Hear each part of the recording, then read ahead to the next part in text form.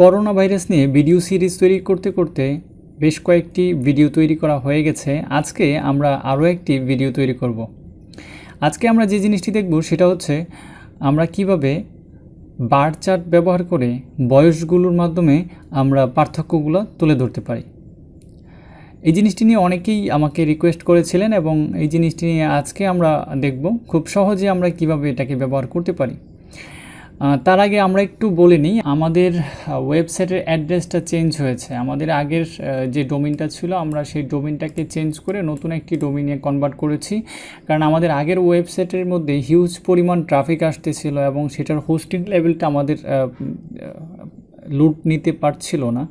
সেই জন্য আমরা হোস্টিং এবং ডোমেইনটাকে চেঞ্জ করে আমরা নতুন ডোমেইনে নিচ্ছি। অনেকেই হয়তোবা পুরাতন ভিডিও দেখে আমাদের আগের ডোমেইনে ট্রাই করতে পারেন, সেক্ষেত্রে অনেক ক্ষেত্রে প্রবলেম হতে পারে। আগের ডোমেইনটি আমাদের ছিল faster.com। আপনি যদি এখানে লিঙ্কে প্রবেশ করেন সেক্ষেত্রে আপনি আমাদের নতুন ডোমেইনে যেতে পারবেন, কিন্তু আপনি যদি এপিআই ইউজ করতে চান সেক্ষেত্রে এটা কাজ করবে না। দেখেন যে আমি ফাস্টার ডোমেইনে প্রবেশ করার পর আমাদের নতুন ডোমেইনে নিয়ে আসছে রিডাইরেক্ট করে। সো কিন্তু আপনি যদি এপিআইটা সরাসরি ফাস্টার ইউজ করেন সেক্ষেত্রে আপনার সমস্যা হতে পারে। সবচেয়ে সুবিধা হচ্ছে আপনি সবসময় যখন কোনো কাজ করবেন সেক্ষেত্রে আমাদের ওয়েবসাইটে প্রথমে ঢুকে তারপর এপিআই ক্লিক করে আমাদের এপিআইটা দেখে নেবেন।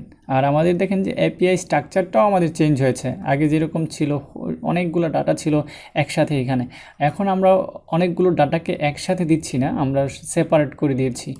যেই জিনিসটা আলাদা করে আমরা আলাদাভাবে সব কিছুকে ডাটাগুলো দিচ্ছি, যেগুলো আগে সবগুলো একসাথে ছিল। সো এই জিনিসটাও আপনাকে খেয়াল রাখতে হবে। আমরা আগের যে ভিডিওগুলো ছিল সেই ভিডিওগুলোতে হয়তোবা একটু ডিফারেন্স হবে, বাট আপনারা দেখলে অবশ্যই বুঝবেন, আর না বুঝলে অবশ্যই আমাকে কমেন্ট করবেন, আমি অবশ্যই আপনাদের বুঝিয়ে দেওয়ার চেষ্টা করব। সো কথা না বাড়িয়ে চলুন শুরু করা যাক। আজকে আমাদের পর্বে আমরা যে জিনিসটা শিখব সেটা হচ্ছে গুগল বার চার্ট, যেটা আমরা এইরকম একটা বার চার্ট ব্যবহার করব, যেটা আমরা করোনা যে আমাদের ওয়েবসাইট আছে এটার মধ্যে আমরা ইউজ করেছি এরকমভাবে। আমরা যদিও এখানে গুগল চার্টটা ইউজ করিনি, আমরা চার্ট.js ইউজ করেছি, বাট গুগল চার্টটা সবচেয়ে বেশি জনপ্রিয় এবং অনেকেই এটাকে স্বাচ্ছন্দ্য বোধ করে। সেই জন্য আমরা গুগল চার্টটাকেই দেখাবো যে এটা কীভাবে ইমপ্লিমেন্ট করতে হয়।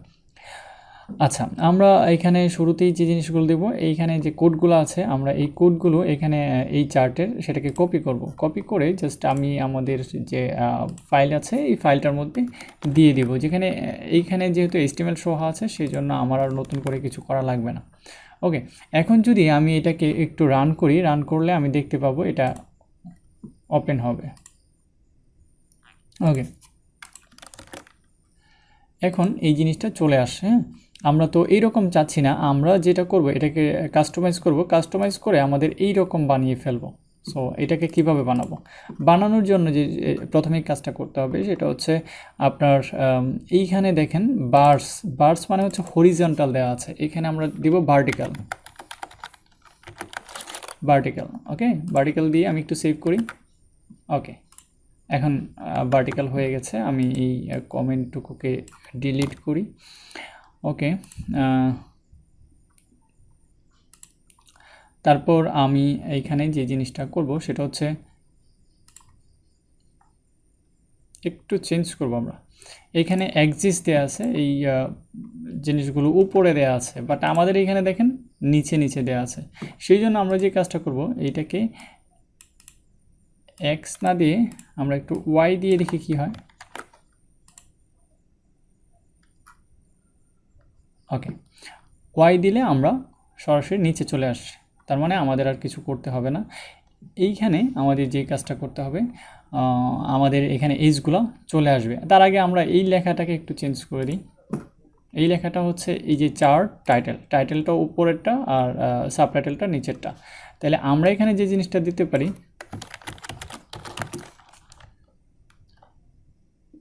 আমরা যেহেতু এইজগুলো নিব,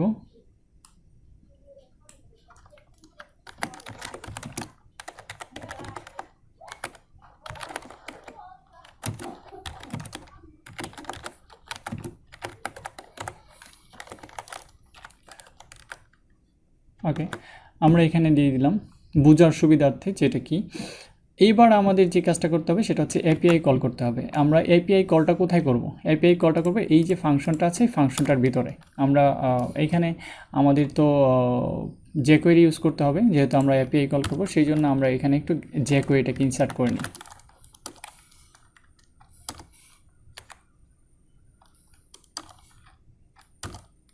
ওকে, আমাদের ইনসার্ট হয়ে গেল। এইবার আমি এখানে যে কাজটা করব $get জেসন আমরা ইউজ করি, কারণ হচ্ছে এটা আমরা জেসন ফরম্যাটে দিচ্ছি। এবার শুরুতে আমাদের যে অ্যাড্রেসটা এপিআই অ্যাড্রেস সেটা দিব।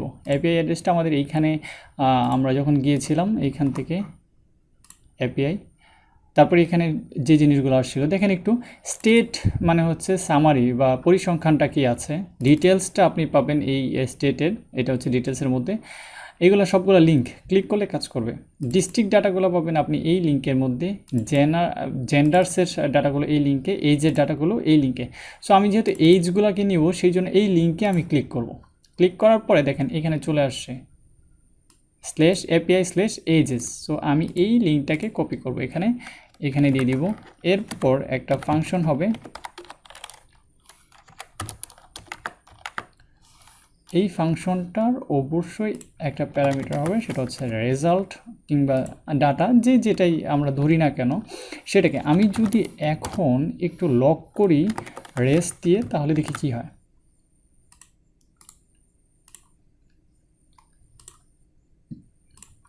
দেখেন সুন্দর করে ডাটা চলে আসছে, তার মানে আমাদের কাজ অলরেডি হচ্ছে।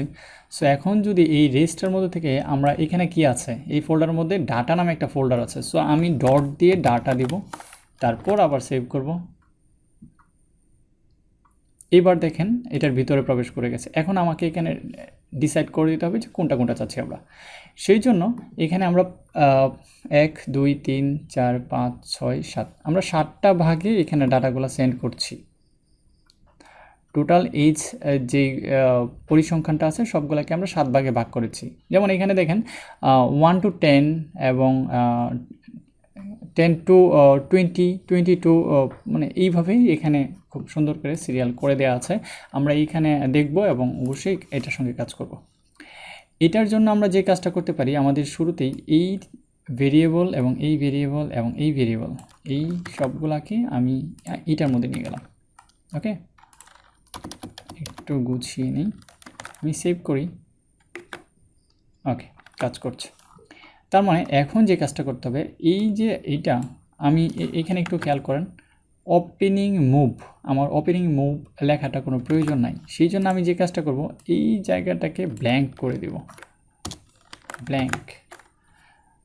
এটা যদি আমি ডিলিট করি তাহলে কিন্তু কাজ করবে না, সেই জন্য আমি এটাকে ব্ল্যাঙ্ক করে দেবো, এখানে দেখা যাবে না। আর এইখানে পার্সেন্টেজ লেখাটা আছে, তার মানে হচ্ছে এইখানে পার্সেন্টেজ লেখা। সো এটা থাকুক, যেহেতু এইগুলো সব পার্সেন্টেজ আকারে চলে আসছে, সো এটা আমাদের দরকার আছে। এইবার আমাদের যে কাজটা করতে হবে সেটা হচ্ছে, প্রথম আমরা যেটা করব 1 to 10 আমরা এইভাবে লিখতে পারি, অথবা কথায় লিখতে পারি, আমাদের যেটা খুশি সেটা। সো এখন আমাকে যে কাজটা করতে হবে, এইখানে এইখানে এনে আমাকে দিতে হবে রেস ডাটা। এইখানে যেটা হবে 1 to 10, 1 to 10।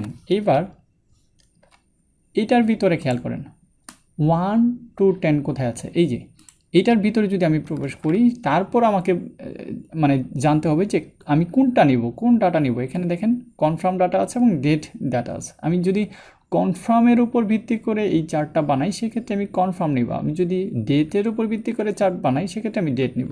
সো আমি এখানে শুধুমাত্র কনফার্মটা নিচ্ছি। এইবার যদি আমি একটু রিলোড দিই, দেখেন এখানে কি আছে, এখানে 3% দেখাচ্ছে। আমি একটু দেখি এখানে সঠিক আছে কিনা। দেখেন 3, তার মানে হচ্ছে 3% কাজ করছে।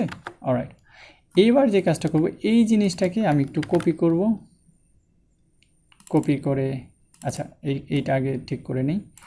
11 to 20, এরপর হয় কত, 21 to 30,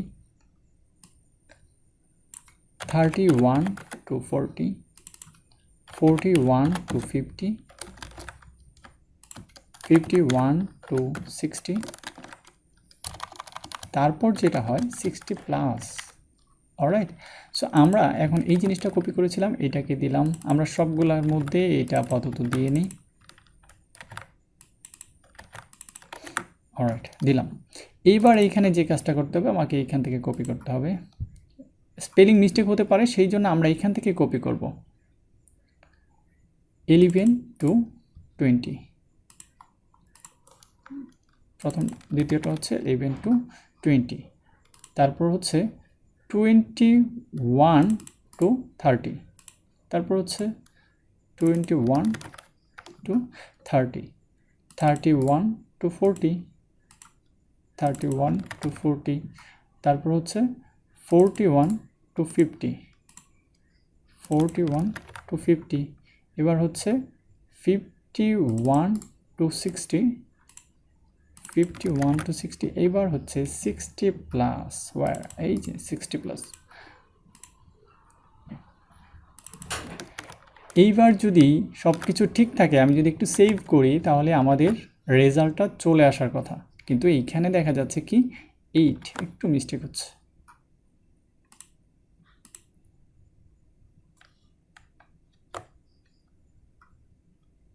প্রপার্টি 8 অফ আনডিফাইন্ড, হ্যাঁ, 23 নম্বর লাইন। আমরা একটু দেখি এখানে কোথায় আছে 8।